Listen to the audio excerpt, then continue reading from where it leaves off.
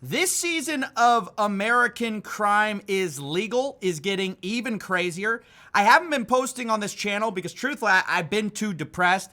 Maybe depressed isn't the right word. Disillusioned, disenchanted, disgusted is probably more apt. But lately we've seen sort of an escalation of this with the SEC basically dropping every possible slam dunk case they have. Like the Hawk Tua girl, she had her investigation closed, obviously because she basically did more or less what the president did. Yes, it was a little bit worse, but kind of would look bad if you took out somebody for a meme coin while the president did it. But that's sort of your run-of-the-mill stuff you see a lot. I wouldn't even be commenting on it, except that we've now moved from not just not going after people who've done something wrong, but sort of releasing the prisoners from Arkham. I am talking about Trevor Milton. He's one of the OG fraudsters of the 21st century. This guy faked a hydrogen truck company, which was called out by Hindenburg Research, where he rolled a truck down a hill and told everyone that it worked, okay? He got arrested, sentenced to 4 years in prison, but now he won't be finishing that because he got an unconditional pardon from President Trump. This is from his Twitter account. What's up, guys? Oh my gosh. You won't believe just what happened. Sorry, it's pretty hard for me to talk about, but probably the best day I've had in 5 years. I just got a call from the President of the United States on my phone, and he signed my full and unconditional pardon of innocence. I am free. The prosecutors can no longer hurt me. They can't destroy my family. They can't rip everything away from me. They can't ruin my life. I get to be with my wife now. I get to be with my family. It is done. It's over. Now, at first, I was positive this was fake. Trevor Milton is like, the case was so open and shut. I mean, it literally was already over. He had already been arrested. According to the DOJ, Trevor Milton lied to investors again and again on social media, on television, on podcasts, and in print. But today's sentence should be a warning to startup founders and corporate executives everywhere. Fake it till you make it is not an excuse for fraud. And if you mislead your investors, you will pay a stiff price. Oh, no, you won't. Actually, you won't.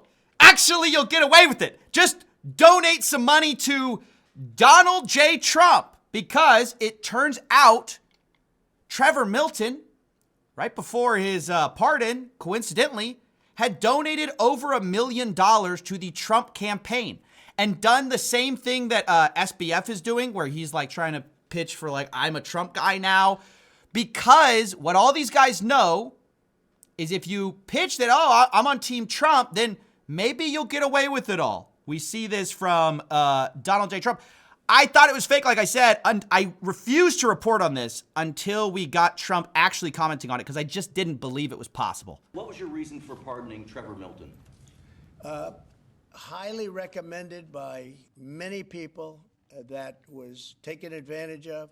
He did a business deal like in Utah, as I have it, and I think he was exonerated, and then they brought him into New York. We had a rough road. I mean, he was exonerated. It was a big celebration. Again, I don't know him, but I was. They say it was very unfair, and they say the thing that he did wrong was he was one of the first people that supported a gentleman named Donald Trump for president. So if you support Donald Trump for president, you can do whatever crime you want. To be clear, that wasn't what he did wrong. Nobody was mad at him for going for Trump. Yes, he all of a sudden started donating money to Trump's campaign. But when Trevor Milton says, oh, this is my best day in 5 years, I'll tell you why it's his best day in 5 years. Because Hindenburg Research revealed how they parlayed an ocean of lies into a partnership. They're doing this fake it till you make it thing. But it's not your average, like, oh, we're slightly exaggerating some of our details. We actually, they just They had a truck. They said they had this hydrogen-powered truck that worked, but it turned out they were rolling it down a hill. Like, this wasn't the role for Donald Trump. They're just lying about the capabilities of their vehicle. This was not powered by hydrogen here. It was rolling. I mean, guys, what are we doing here? In addition, they had internal emails where they revealed that their truck, which was supposed to be powered again by just hydrogen, but instead there was an electric cable that went up to power it. So when they were doing their like show, it looked like it worked. I mean, you get the point. It was like a blatant fraud. And now, instead of actually, you know, paying a stiff price, like the FBI said, now he just walks away. And just as a coincidence, by the way, one of the trial attorneys of Trevor Milton was Brad Bondi. Or Bondi, I don't know how to say that. Either way, it's the brother of our new attorney general of Trump, who is Pam Bondi. So Brad Bondi, trial attorney. Now his client gets retroactively pardoned while his sister is the attorney general. It's so corrupt. It's not even like, it's mind-blowing. I mean, it's like truly mind-blowing. We have a guy who not only that, also donated $1.8 million, according to the Wall Street Journal, to a Trump fundraising committee in October. Not a bad deal to get out of 4 years in jail and paying restitution. So now what? I really can't emphasize enough. I hate that this stuff is being politicized. I would never make it political, but it is inherently politicized because the people releasing what I believe to be criminals, I guess now he's not a criminal, it is a political statement. Like, I don't know what to say. It's just pay to play, average corruption. You pay me, you're the bro, you have the attorney that's the bro of the attorney general, you get a pardon.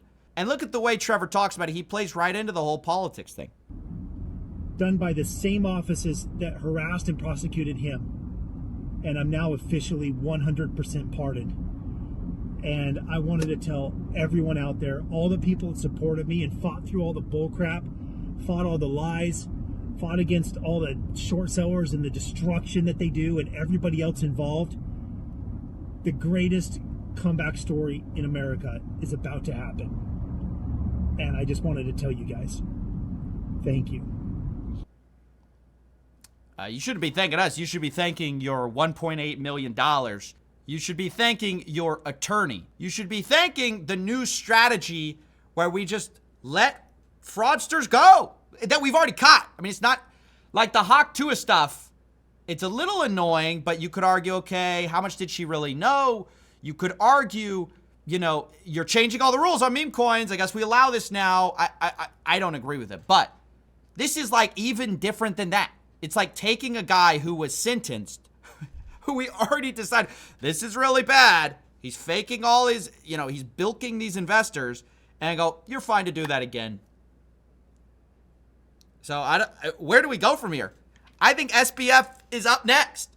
But anyways, depressing, a sad day.